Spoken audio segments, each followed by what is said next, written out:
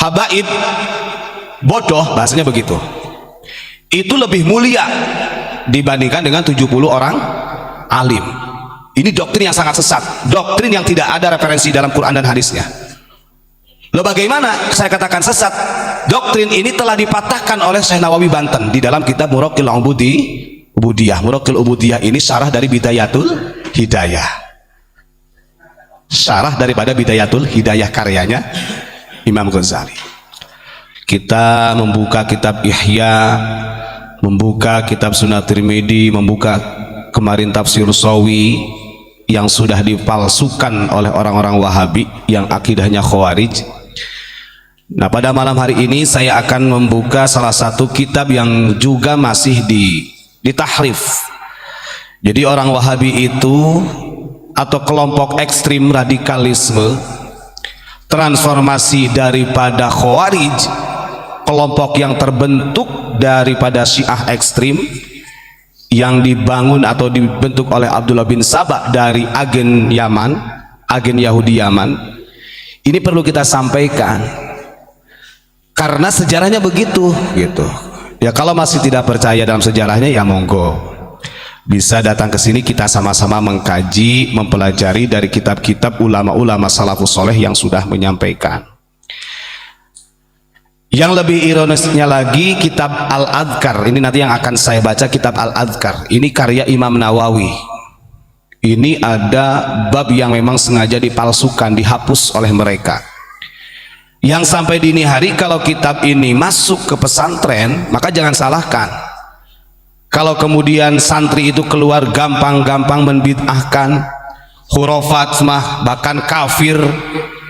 Dulu nggak ada, santri-santri di tahun dulu itu nggak ada yang seperti itu. Kok sekarang kadang-kadang baru ngaji 1 tahun 2 tahun udah gampang membid'ahkan, mengkafirkan orang. Ini adalah salah satu kecerobohan sebenarnya, dan kita kecolongan. Masih banyak kitab-kitab yang ditahrif oleh orang kelompok-kelompok mereka yang dikaji di pesantren. Kalau ada yang bertanya begini bertanyanya, lah lalu bagaimana, kan biasanya kitab ini kan melalui Departemen Agama sebelum disebarkan, ada MUI, ya itu tinggal ditanya aja. Bisa jadi kelompok itu sudah menyerap di lembaga tersebut. Na'udzubillahimin. Ini kan gak kasihan, tidak kasihan kepada nasib anak bangsa. Maka kalau keluaran pesantren kemudian cinta terhadap NKRI-nya kurang, dia lebih mengedepankan jihad dan lain sebagainya. Artinya kelompok ekstrim yang saya katakan ya di sini, yang mengatasnamakan Islam ini, kalau dia ekstrim radikalisme, dia ada faham sabiiyahnya. Karena pemberontakan di zaman Nabi, zaman sahabat itu kan dimulai dari adanya kelompok ekstrim yang disebut Khawarij. Ini terbentuknya dari Syiah ekstrim yang didirikan oleh Abdullah bin Saba. Siapa Abdullah bin Saba itu? Abdullah bin Saba itu adalah agen Yahudiyah Yaman yang pura-pura masuk Islam di zaman Utsman, padahal ingin memberontak, mengadu domba antara Utsman dengan Ali, yang pada waktu itu disebut dengan Muawiyah dengan Syiah. Makanya kita sebagai generasi muda harus lebih waspada, memahami sejarah yang sempurna. Karena Indonesia ini kalau secara kondisi itu memang hampir sudah banyak anak-anak bangsa kita yang direkrut sebenarnya, yang tidak tahu apa-apa, yang keilmuan, dasar keilmuannya itu sangat dangkal, direkrut. Sehingga anak-anak muda remaja kita yang tidak pemahaman agamanya kurang, dia berani-berani saja dibodohin. Kamu jihad aja biar langsung masuk surga, daripada kamu mabuk-mabukan, bunuh diri, bom bunuh diri. Dan ini berkembang, ini yang harus diwaspadai. Baik, untuk selanjutnya kitab Al-Adhkar ini saya akan buka, tapi sebelum Al-Adhkar saya akan sedikit membacakan dari kitab Muraqil Ubudiyah karya Syekh Nawawi Al-Bantani. Ini juga edukasi agar supaya kita sebagai orang Nusantara pribumi lebih mencintai orang-orang Nusantara, lebih bangga dengan karya ataupun lebih bangga dengan perjuangannya ulama-ulama Nusantara. Ini perlu saya sampaikan. Beberapa bulan yang lalu itu kan kita sempat mendengar, bahkan banyak yang men-share di YouTube itu yang secara tidak langsung ada orang luar yang menghina ulama-ulama pribumi, kiai-kiai di Nusantara dengan dalil begini, habaib, bodoh, bahasanya begitu, itu lebih mulia dibandingkan dengan 70 orang alim. Ini doktrin yang sangat sesat, doktrin yang tidak ada referensi dalam Quran dan hadisnya. Loh, bagaimana saya katakan sesat? Doktrin ini telah dipatahkan oleh Syekh Nawawi Banten di dalam kitab Muraqil Ubudiyah. Muraqil Ubudiyah ini syarah dari Bidayatul Hidayah, syarah daripada Bidayatul Hidayah karyanya Imam Ghazali.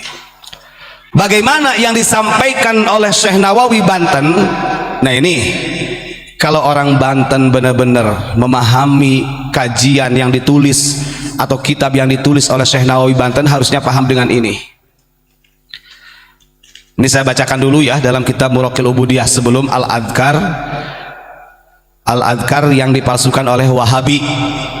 Saya kemarin ada ini Pak, ada Pak Imran, ada gini, wah ini gimana sedikit-dikit kok Wahabi, dikit-dikit ada yang seperti itu. Saya sampaikan, yang saya sampaikan ini ilmiah yang tercatat di dalam kitab ulama-ulama salafus soleh. Ya silakan, ketika memang tidak percaya maka saya akan memahami, oh warna bahasanya ini adalah orang-orang yang memang memihak kelompok mereka. Ini yang disampaikan oleh Syekh Nawawi Banten di dalam kitab Muraqil Ubudiyah, yang membantah keras, saya katakan, pernyataan-pernyataan atau doktrin ketika ada orang yang menghinakan kiai-kiai, ulama-ulama pribumi.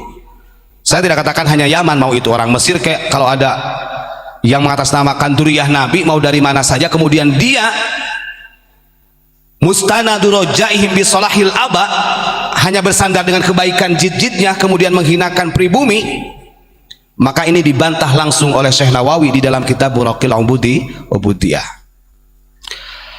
Qala asy-Syekh Nawawi Al-Bantani rahimahullah.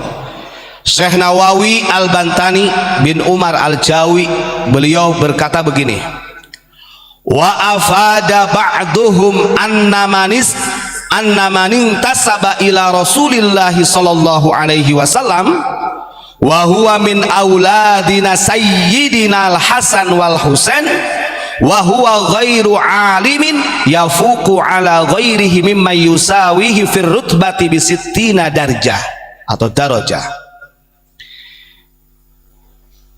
Monggo diperhatikan, kita makanya harus benar-benar hati-hati ya. Kata Syekh Nawawi, sebagian ulama memang sepakat memberikan faidah ketika ada orang yang nasabnya sampai kepada Rasulullah, yang sekarang kenal dengan istilah habaib, yang dari keturunan Hasan Husain Bani Fatimah. Kemudian orang yang dari duriyah Nabi itu dia tidak alim, artinya orang biasa, tidak berilmu. Memang betul sepakat kata ulama, yafuku ala ghorihi mimma yusawi fi rutbah bisittina darajah. Memang betul kalau dia punya garis keturunan dari kanjeng Nabi dan dia tidak alim, ya, dia lebih mulia daripada orang-orang biasa yang bukan keturunan Nabi, bahkan sampai 60 derajat. Contohnya Gus Ilyas ini Habib atau duriyah Nabi lah, entah itu katanya Sayyid ke Syarif atau apa gitu ya, karena di kita banyak. Tapi Gus Ilyas bukan orang alim dibandingkan dengan saya yang silsilah nasabnya tidak sampai kepada Rasulullah. Tentunya secara garis keturunan lebih mulianya Gus Ilyas, bahkan 60 derajat kalau sama-sama tidak alim, tidak berilmu. Ini yang harus dipecahkan nih. Lalu bagaimana? Wa annal alima alladzi lan yunsab ilaihi yafuqu ala ghairil alimi mimman intasaba ilaihi bisittina darajah.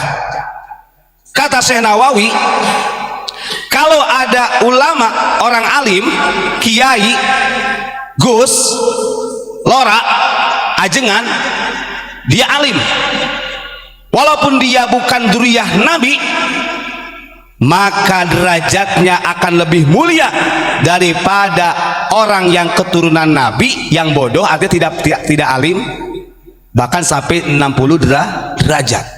Nah, ini yang dipelintir oleh orang-orang yang digagal pahamkan. yang seakan-akan lebih mulia mereka. Justru kata Syekh Nawawi, mau itu keturunan Nabi siapa kek, Sayyid, Syarif atau Habaib, kalau dia tidak alim dibandingkan dengan kiai, ulama, lora, ajengan, dan itu orang alim, tetap 60 derajat lebih mulia ulama, kiai, ajengan, lora, gus. Sekarang apakah mau dibantah yang disampaikan dalam Muraqil Ubudiyah oleh Syekh Nawawi Banten? Nggak bisa. Wong Syekh Nawawi ini beliau punya gelar Sayyidul Ulama Al-Hijaz di sana. Nah ini kadang-kadang ada doktrin yang seakan-akan pribumi ini, Masya Allah, kita sebagai warga negara Indonesia tetap gak terima kalau ada pernyataan seperti itu. Saya ulangi lagi ya, yang disampaikan oleh Syekh Nawawi Banten di dalam kitab Muraqil Ubudiyah, ulama sepakat kalau ada orang yang nasabnya sampai kepada Rasulullah dan dia bukan orang alim biasa saja, tentunya tetap orang yang punya nasab lebih mulia daripada orang yang tidak punya nasab kanjeng Nabi, 60 derajat kemuliaannya. Tapi kalau ada orang alim, kiai yang berilmu, ajengan yang berilmu, walaupun dia bukan dzurriyyah Nabi, dibandingkan dengan orang yang punya nasab kepada kanjeng Nabi tapi dia bodoh tidak alim, tetap yang lebih mulia adalah ulama, kiai, gus, lora, ajengan dan lain sebagainya yang ada di bumi Nusantara. Apalagi kalau kita lihat silsilahnya ulama-ulama kita, tidak sedikit ulama kita itu dari Syekh Nawawi, Syekhona Khalil, Bahasim Asy'ari, mereka intisab nyambung kepada Rasulullah. Wah, bisa jadi lebih daripada di Sitina Darajah. Nah ini doktrin-doktrin yang harus kita hindari ya.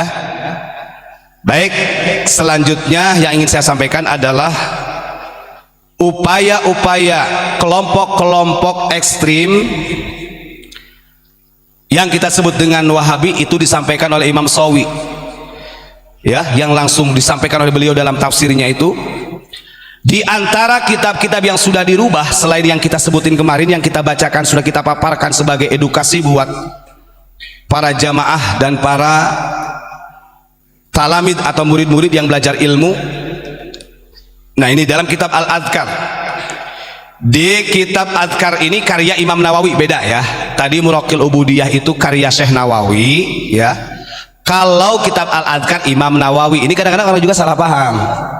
Kurunnya lebih duluan Imam Nawawi.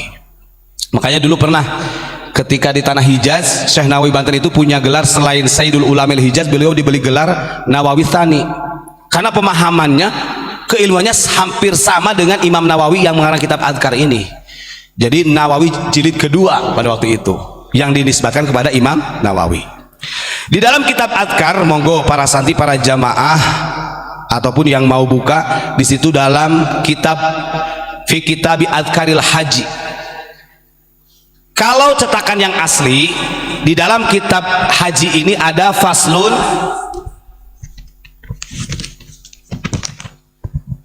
ada faslun fi ziyarati qabri Rasulillah sallallahu alaihi wasallam wa adhkariha. Fasal di mana bagi orang-orang yang melaksanakan haji ataupun umroh itu sangat dianjurkan untuk ziarah ke makam kanjeng Nabi. Ini yang asli. Tapi kalau kitab Al-Adhkar yang sudah dirubah oleh mereka, pasal ini tidak ada.